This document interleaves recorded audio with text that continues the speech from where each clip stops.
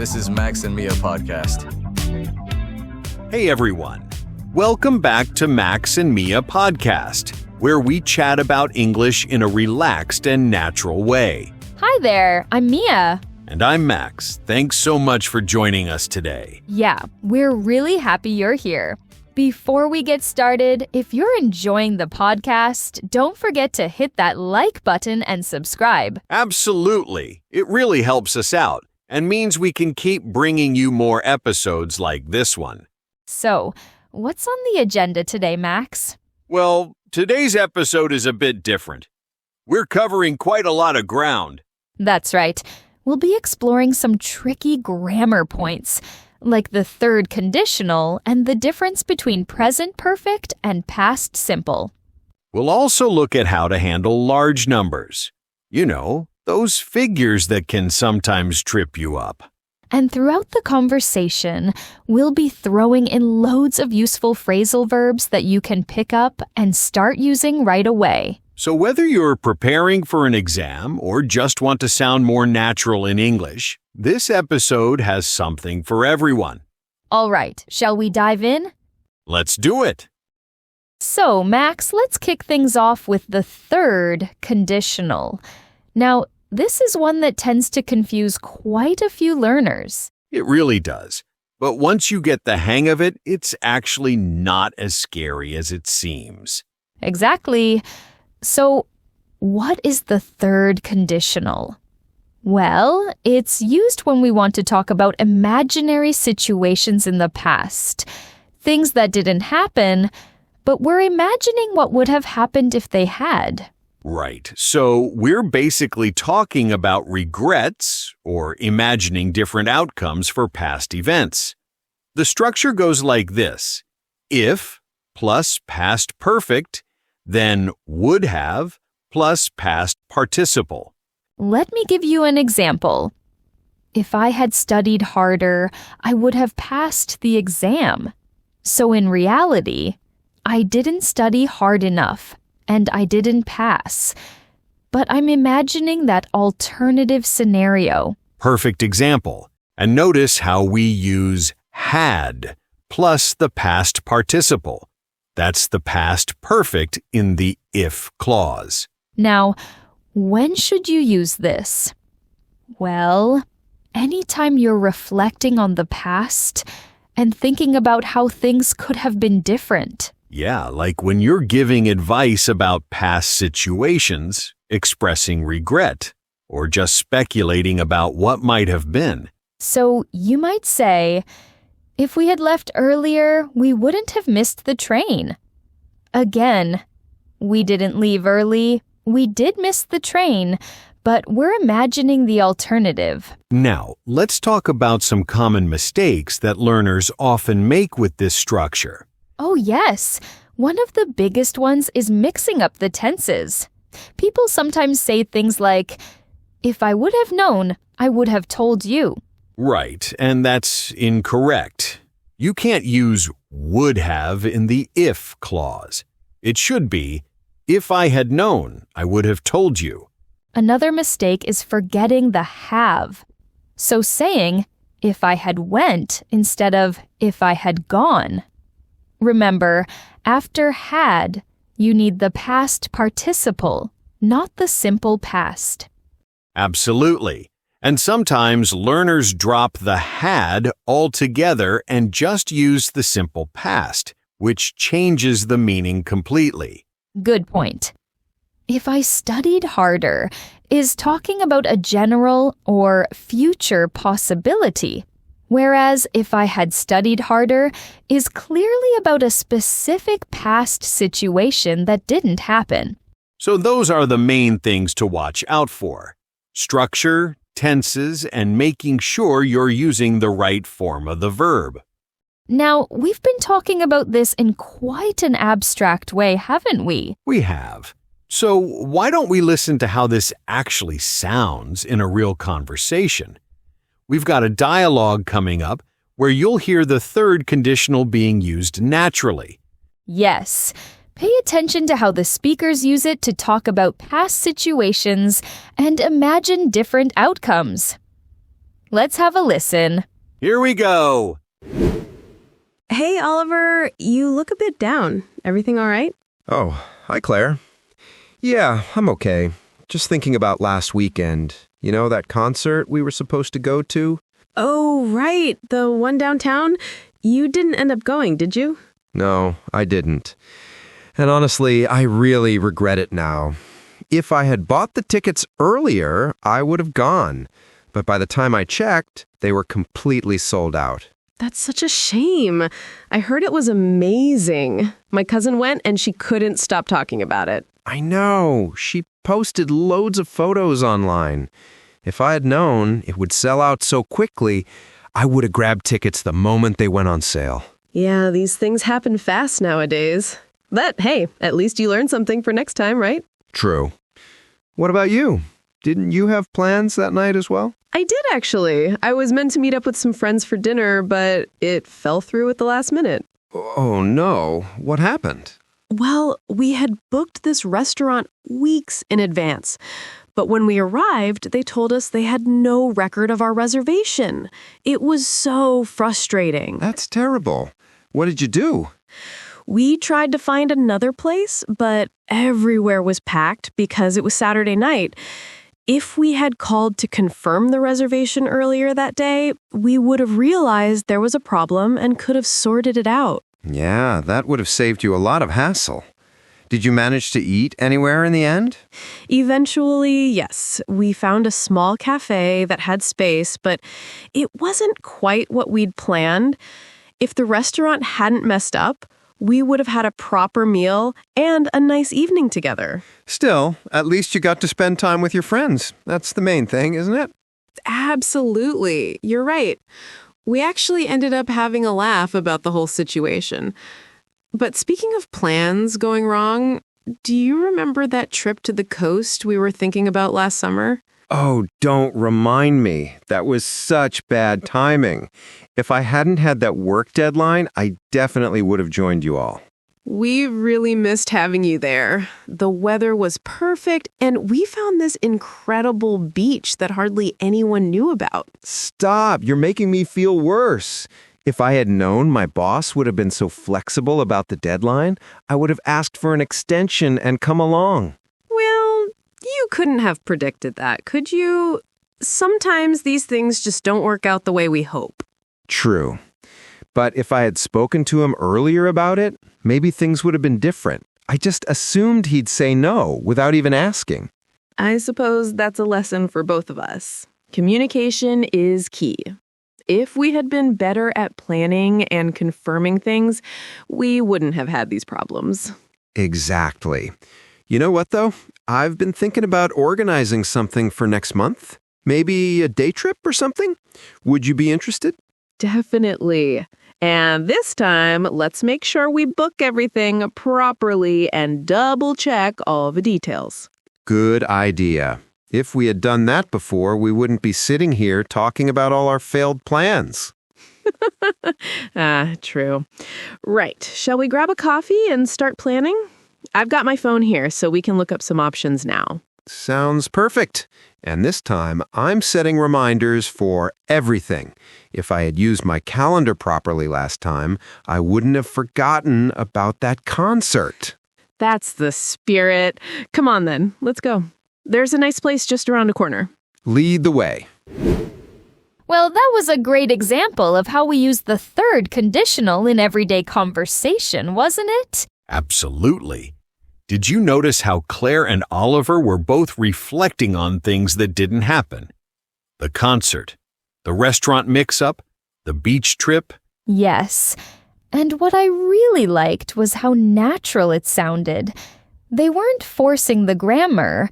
It just came up naturally when they were talking about regrets and missed opportunities. Exactly. That's the key thing to remember. The third conditional isn't just a grammar exercise. It's something we genuinely use when we look back on the past and think about how things could have been different. Right. Now, shall we move on to our next topic? Let's do it. Okay, so this is another area that causes quite a bit of confusion for English learners. The difference between the present perfect and the past simple. Oh yes, this is a big one. Even students at intermediate level sometimes struggle to know which one to use.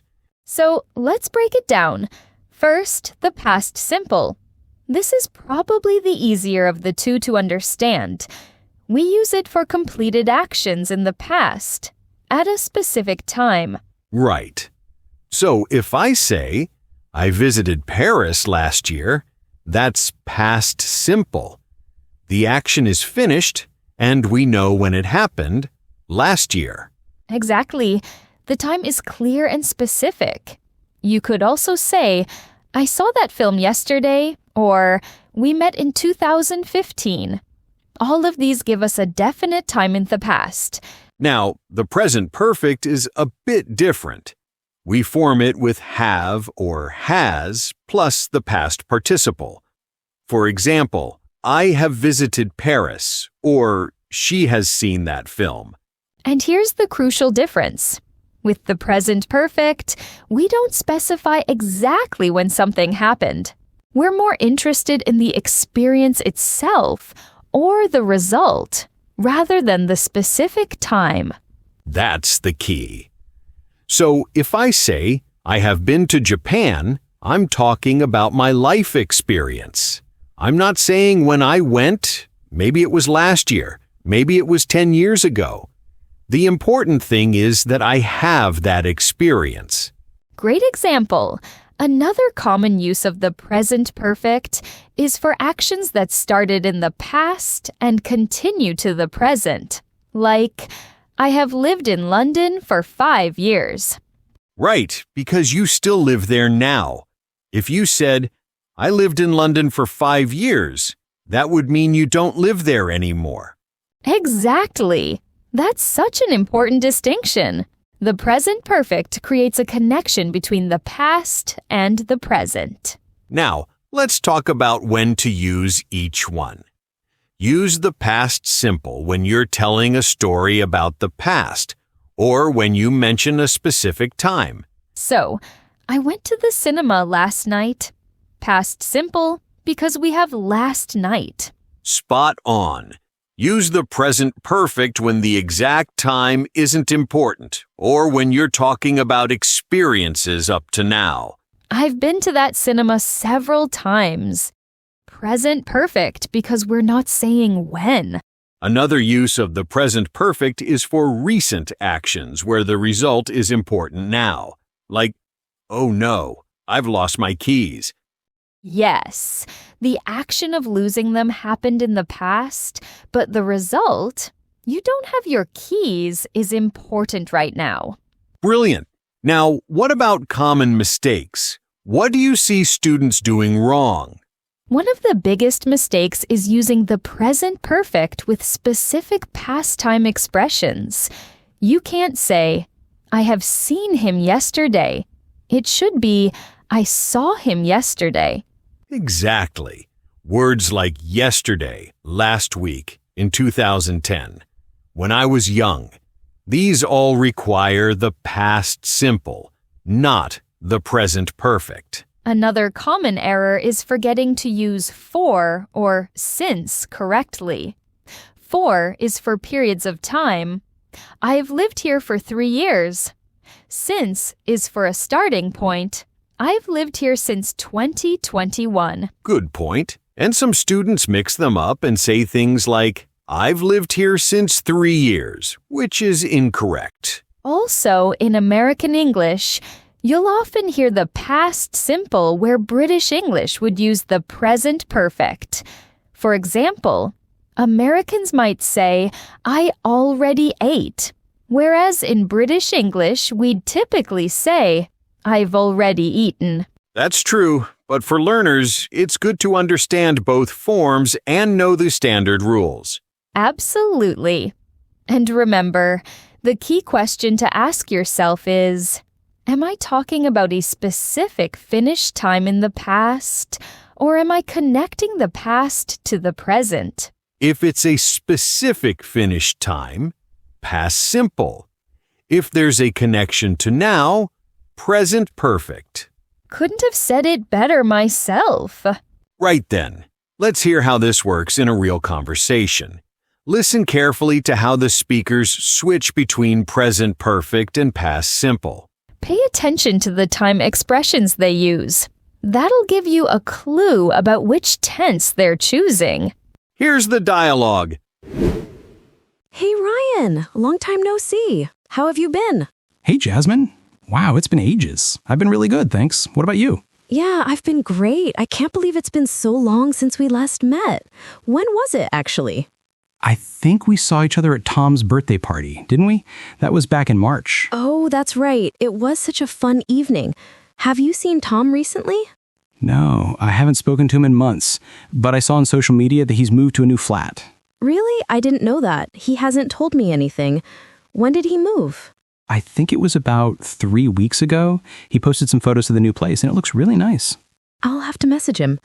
So, what have you been up to lately? Still working at the same company? Actually, no. I left that job in July. I've started working for a tech startup now, and I'm really enjoying it. Oh, that's exciting. How long have you been there? Just over 3 months now.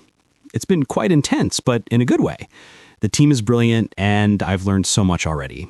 That sounds amazing. I remember you weren't very happy in your old job. You used to complain about it all the time. I know. That place was draining, but this new role is completely different. What about you? Are you still teaching? Yes, I am. I've been at the same school for 4 years now. Can you believe it? 4 years. Time flies. Do you still enjoy it? Most of the time, yes. Although last term was quite challenging. We had a lot of changes with the curriculum, and it was quite stressful. I can imagine. Have things settled down now? A bit, yeah. This term has been better so far. Oh, by the way, have you been on holiday this year? Yes, actually. I went to Portugal in August. It was absolutely wonderful. The weather was perfect. The food was incredible. That sounds lovely. Where exactly did you go? We stayed in Porto for a few days, and then we drove down the coast to Lagos. Have you ever been to Portugal? No, I haven't, but I've always wanted to go. Everyone says it's beautiful. You really should visit. It's not too expensive either, which is a bonus. What about you? Have you traveled anywhere recently? Not really. We went to Scotland in May, which was nice, but I haven't been abroad this year. Money's been a bit tight, to be honest. Yeah, I understand. Prices have gone up so much recently, haven't they? Tell me about it. I've noticed my grocery bills getting higher and higher. It's ridiculous. Same here. Speaking of money, have you heard about Sophie's new business? No, what's she doing? She set up her own graphic design company. She launched it about 2 months ago, I think. Good for her. I always knew she was talented. How's it going? She told me last week that she's already got several clients, so it seems to be going well. That's brilliant. I haven't seen Sophie in over a year. I really should get in touch with her. You should. Actually, she's organizing a get-together next month. She sent me an invitation yesterday. I'm sure she'd love to see you there. Oh, that would be great. Can you send me the details? Of course. I'll forward you the message as soon as I get home. Perfect. You know, it's been really nice catching up with you today. We should do this more often. Absolutely. I've really enjoyed this chat. Let's not leave it so long next time. Agreed.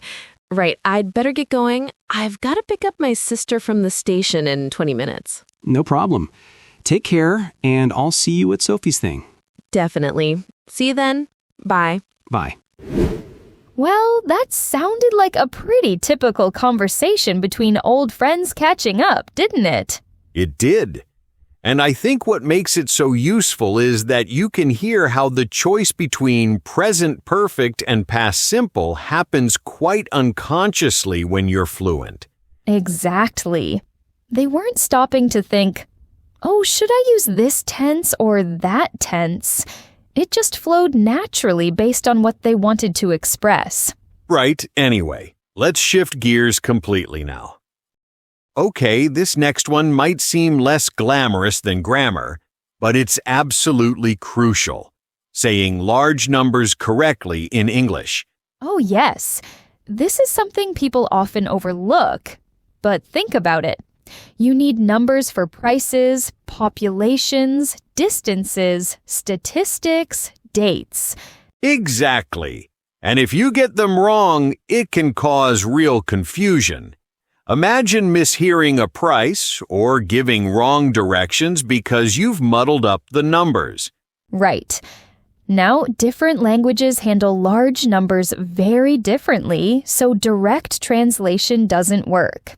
The main thing to remember is that we don't add an S to 100,000 or million when we're being specific. It's 3,000, not 3,000s.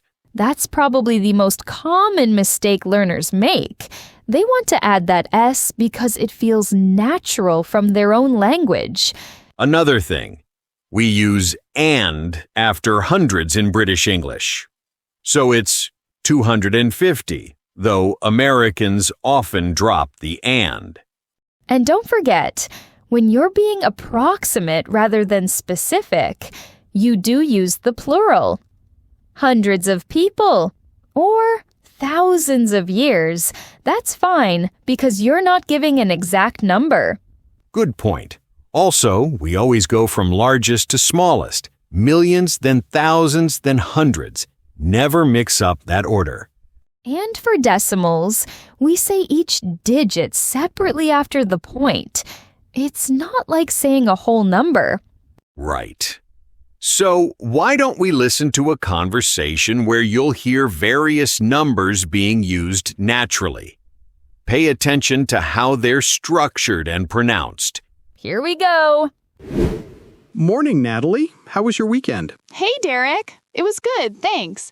Actually, I finally started looking at houses to buy. Oh, really? That's a big step. How's the market looking? Honestly, it's quite depressing.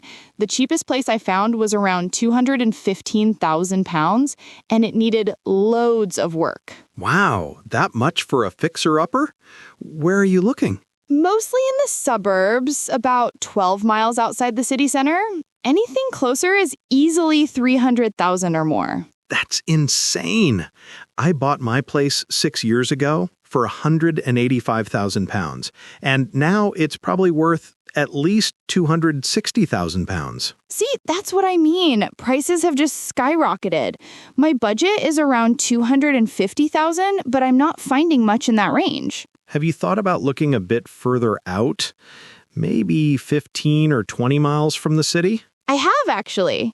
There's a nice area about 18 miles away where you can get a decent 3-bedroom house for $230,000. That doesn't sound too bad. How long would your commute be? The estate agent said about 45 minutes on a good day, maybe an hour during rush hour.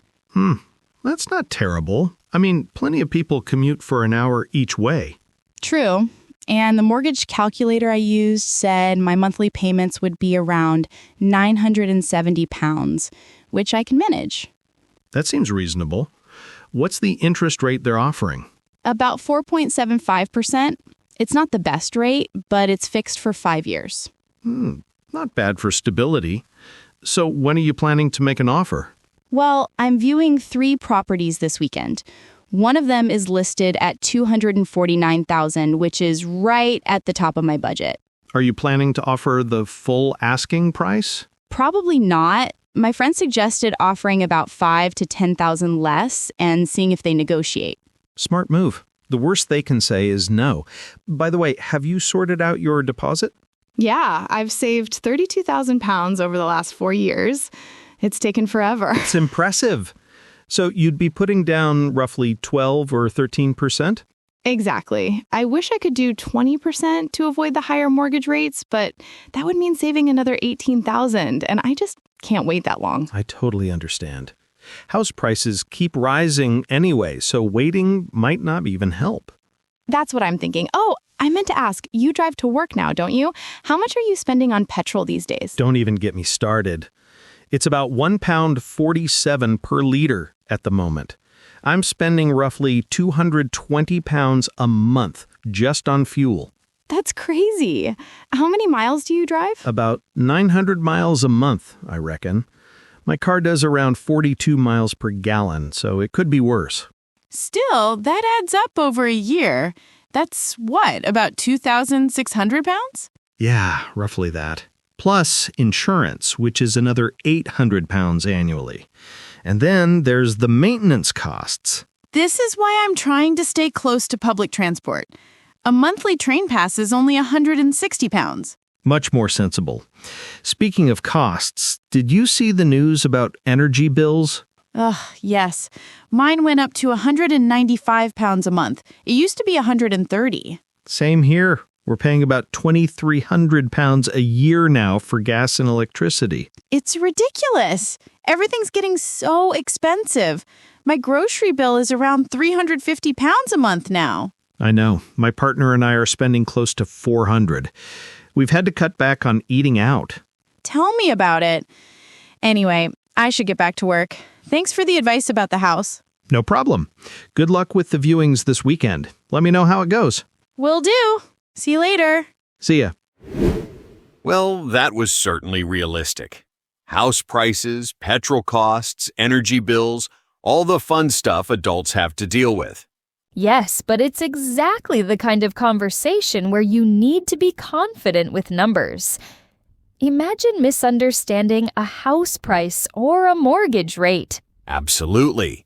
Getting those figures right is crucial in real-life situations. Right, then let's do a quick recap of the episode. We've covered quite a lot of ground today, haven't we? We really have. And throughout all those conversations, did you notice how many phrasal verbs came up naturally? Oh, loads. Let's go through some of the key ones that appeared. Starting with the third conditional conversation, Claire and Oliver used fell through. Yes, when Claire's dinner plans fell through.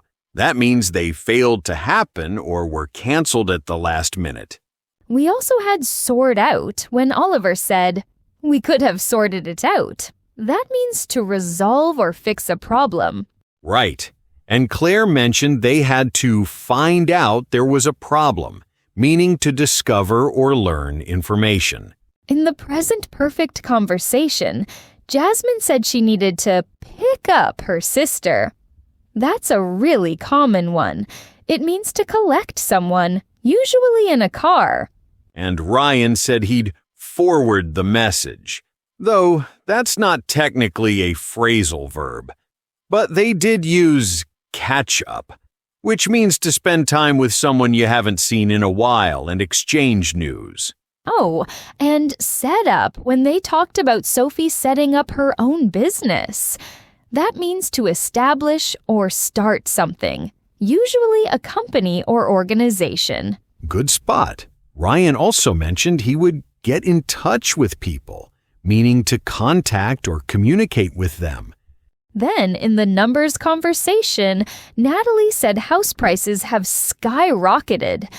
Well, that's not a phrasal verb, but they did use add up when talking about costs. Yes, add up means to accumulate or increase to a large total over time. Derek's petrol costs really add up over a year. And Natalie mentioned she'd have to cut back on eating out. That means to reduce the amount of something you do or spend. Another one was get back to work when Natalie said she should get back to work. Get back to means to return to doing something. Throughout the episode, we also heard kick off at the beginning, which means to start something. And we used pay attention to several times, meaning to focus on or concentrate on something carefully. So that's quite a collection of phrasal verbs. The key thing is that they all appeared in natural contexts, not just as isolated examples. Exactly. That's how you really learn them, by hearing them used in realistic conversations where they make sense. And if you want to practice these, try using them in your own sentences or conversations. The more you use them, the more natural they'll become. Couldn't agree more. Well, that brings us to the end of today's episode of Max and Mia Podcast. Thanks so much for listening. We hope you found it useful and picked up some helpful tips along the way. If you enjoyed the episode, please remember to like and subscribe. It really helps us keep making these podcasts for you. And if there are any topics you'd like us to cover in future episodes, let us know in the comments. Until next time, keep practicing your English and don't be afraid to make mistakes. That's how we all learn. Take care, everyone. Bye-bye.